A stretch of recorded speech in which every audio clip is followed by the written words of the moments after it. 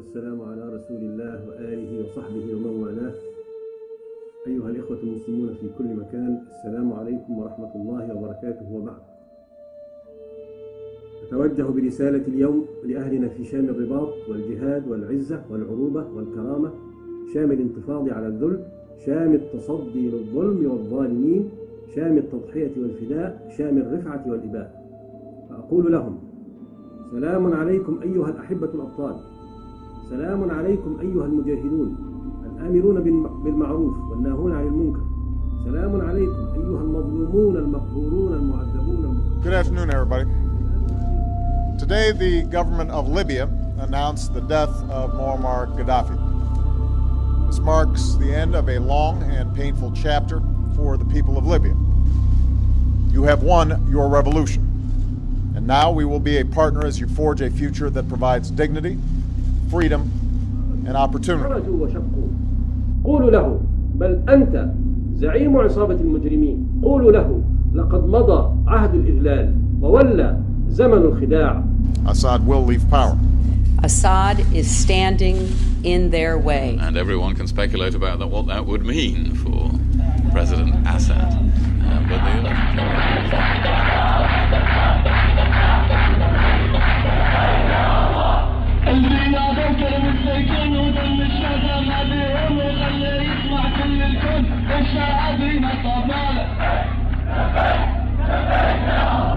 This is more the prescription for how to deal with the world.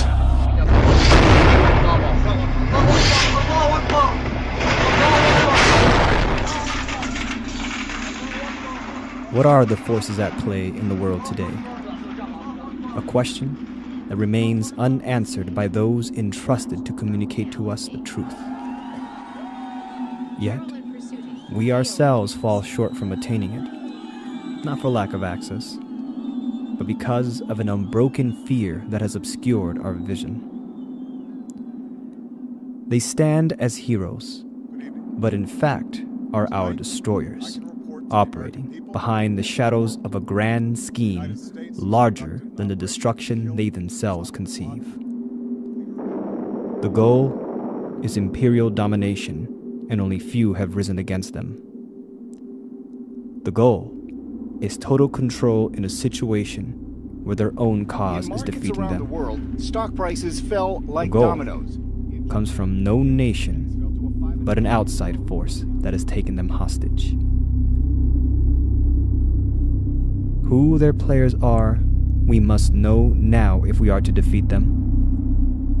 Yet the question remains: will we do so in time, before it becomes too late for yourselves, for your family, your children, and civilization? This is the true story of Syria.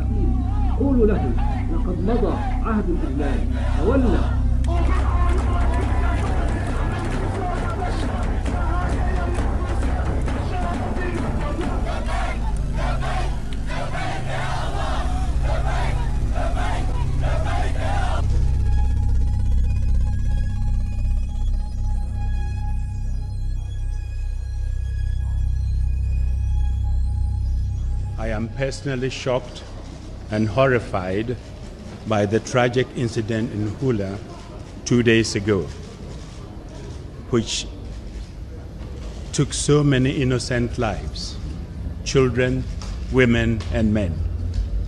This was an appalling crime, and the Security Council has rightly condemned it. And I extend my profound condolences. The public mind has been drowned out by shouts from the Western sphere of influence, led by former British Prime Minister Tony Blair's doctrine of responsibility to protect, with complicity from the U.S. governments of George W. Bush, continued by President Barack Obama. Hoisting the flag of humanitarian intervention, the U.S., with obscure evidence provided by Tony Blair's British government in 2003, invaded Iraq.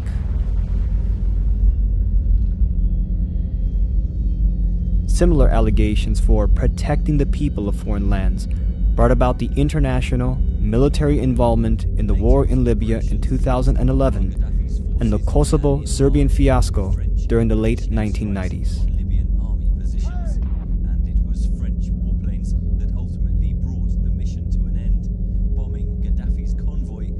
In these cases, under shouts for annihilating a brutal dictatorial regime, which in fact most of them were, false evidence was provided, U.S. constitutional laws violated, all in the name of toppling dictatorial regimes under the auspices of protecting their civilians. And in the circumstances that we faced then, but I think even if you look back now, it was better to deal with this threat, to deal with it, to remove him from office, and I do genuinely believe that the world is safer as a result. I believe he threatened. It is under this scope by which we are to examine what occurred in Hula, Syria, May 25th, 2012. This particular tragedy has again drawn the attention of the world to what is happening in Syria. Для нас совершенно не является главным, кто является во власти в Сирии, какой режим в Сирии. Главное для нас обеспечить прежде всего прекращение любого насилия. But the urgent thing now is to try to get such a political process started under whatever terms can be agreed between Kofi Annan, the Assad regime, the relevant opposition forces in Syria. That is what we are all united about doing. И когда некоторые наши партнеры, особенно из числа стран, которые расположены ближе к Сирии, чем Россия или Великобритания, начинают говорить, что только смена режима решит проблему, у меня возникает сомнение в искренности их заявлений о том, что они хотят прекратить насилие, помочь прекратить насилие.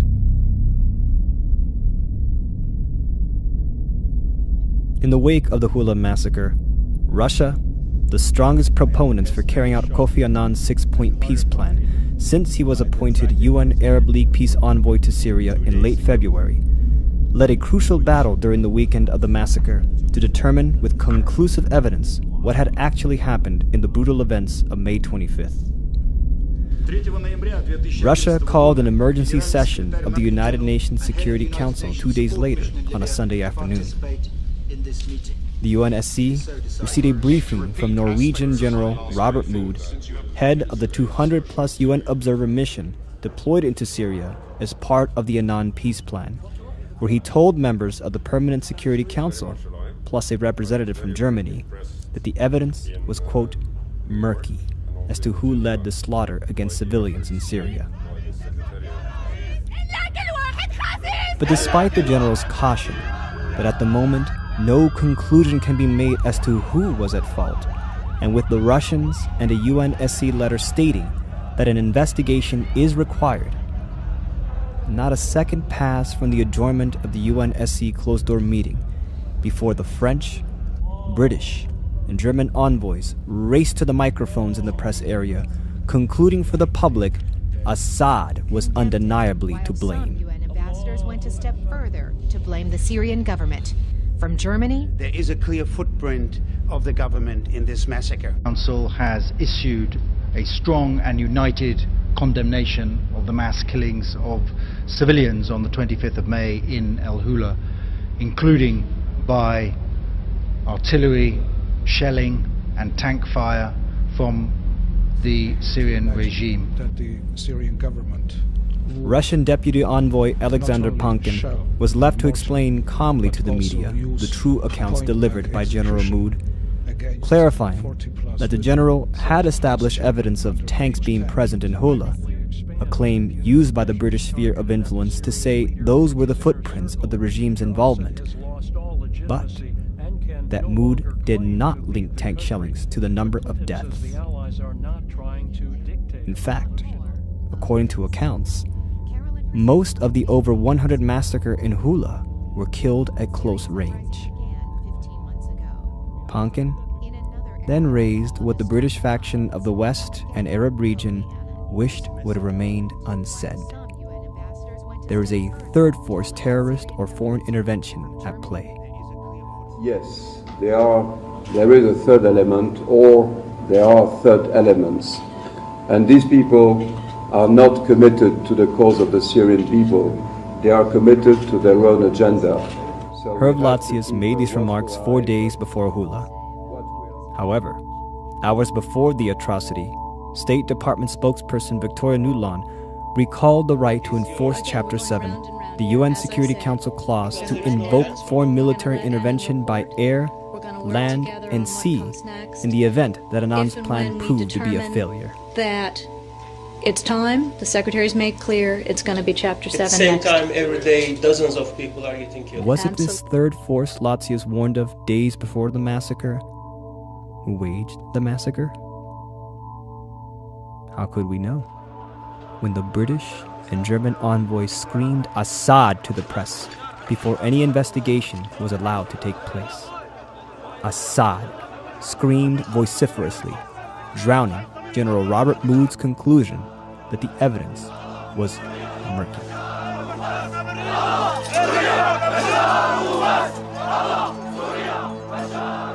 We would do that with our allies, bearing in mind, of course, what can be secured at the UN Security Council and what is practical and effective.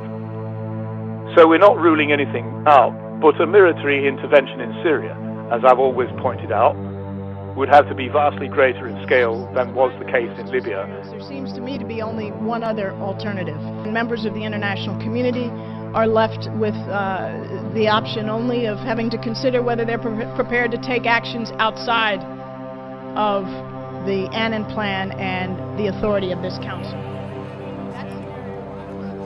Within 24 hours of Russia's emergency closed-door meeting, a Syrian rebel spokesman proclaimed that the massacre now justified the opposition's right to end their commitment to Annan's ceasefire, playing right into the hands what had been the intent of the British with complicity of the U.S. Obama government before and after the atrocity, an end to Kofi Annan's peace plan. If an investigation would have led to the truth that Bashar al-Assad's regime indeed was to blame for the massacre, no investigation at the time was even allowed to be carried out to discover if it was true. To reaffirm one of the oldest, one of the strongest alliances the world has ever.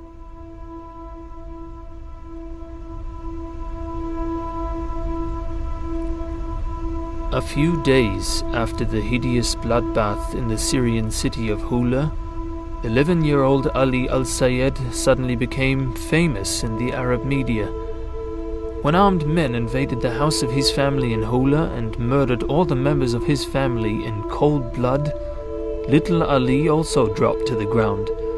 The blood of his dead mother, who lay next to him, colored his clothes red. This saved his life, because the murderers thought that Ali was also dead. It is striking that the 11-year-old Ali twice described the murderers of his family as men with shaved heads and long beards.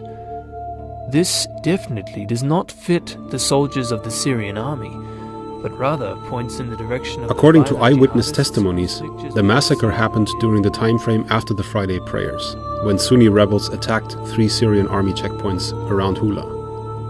Despite the fact that Hula has a more than 90% Sunni population, almost exclusively families from the Alawi and Shia minorities in Hula were killed. Those killed include members of the Alawi family Shomalia and the family of a Sunni member of parliament, since he was considered as a government collaborator. Immediately after the massacre, the culprits filmed their victims, representing them as Sunni victims and distributing the videos on the internet. Were the preferred targets of hidden terrorism by the armed resistance. Taxi drivers, street vendors, mailmen, especially civil functionaries, were innocent victims of acts that went from simple assassination to gratuitous barbarity. Their throats were slashed, mutilated, cut into pieces, thrown into street corners or public trash cans. These acts of atrocity were then exploited by the media to impute the responsibility to the government forces. We were taken by surprise ourselves by this tactic, during a visit to Homs. A man had just been attacked by part of the armed gangs because he refused to close his shop. His car was blown up, and he was literally hacked to pieces and tossed under the storefront window. At the moment we were coming by, passers-by opened their mobile phones and were filming, and we overheard one of them say, doubtless talking to one of the satellite TV networks, "This is what Syrian citizens endure at the hands of Bashar al-Assad's death squads." We photographed this event. We then proceeded to take the body of this poor killed man to the hospital. Instead of bringing help to the murdered person, the onlookers filmed it, getting Al Jazeera to believe that the state had perpetrated the crime.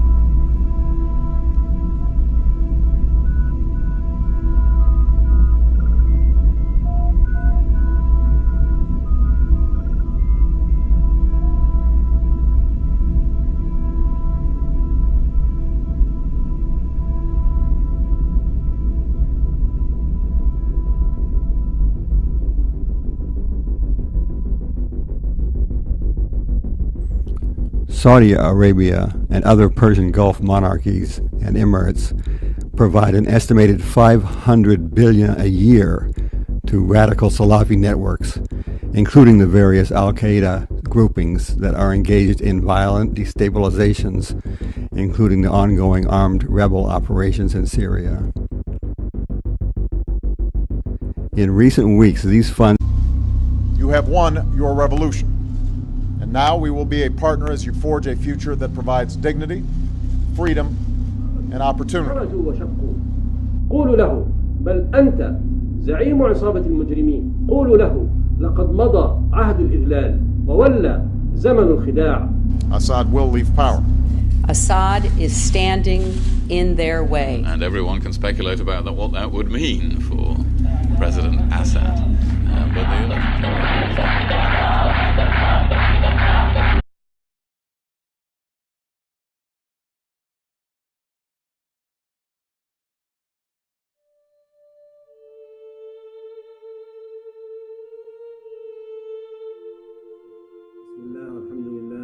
والسلام على رسول الله وآله وصحبه ومن والاه. أيها الإخوة المسلمون في كل مكان، السلام عليكم ورحمة الله وبركاته وبعد. أتوجه برسالة اليوم لأهلنا في شام الرباط والجهاد والعزة والعروبة والكرامة، شام الانتفاض على الذل، شام التصدي للظلم والظالمين، شام التضحية والفداء، شام الرفعة والإباء. فأقول لهم: سلام عليكم أيها الأحبة الأبطال، سلام عليكم أيها المجاهدون الآمرون بالمعروف والناهون عن المنكر، سلام عليكم أيها المظلومون المقهورون المعذبون. Good afternoon, everybody. Today, the government of Libya announced the death of Muammar Gaddafi. This marks the end of a long and painful chapter for the people of Libya. To us the truth. Yet, we ourselves fall short from attaining it. Not for lack of access, but because of an unbroken fear that has obscured our vision. They stand as heroes, but in fact are our destroyers, operating behind the shadows of a grand scheme larger than the destruction they themselves conceive. The goal is imperial domination, and only few have risen against them.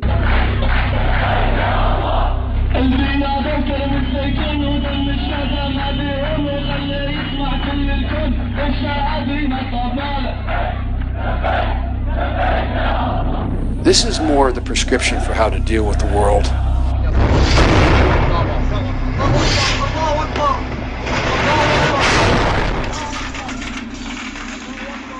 What are the forces at play in the world today? A question that remains unanswered by those entrusted to communicate to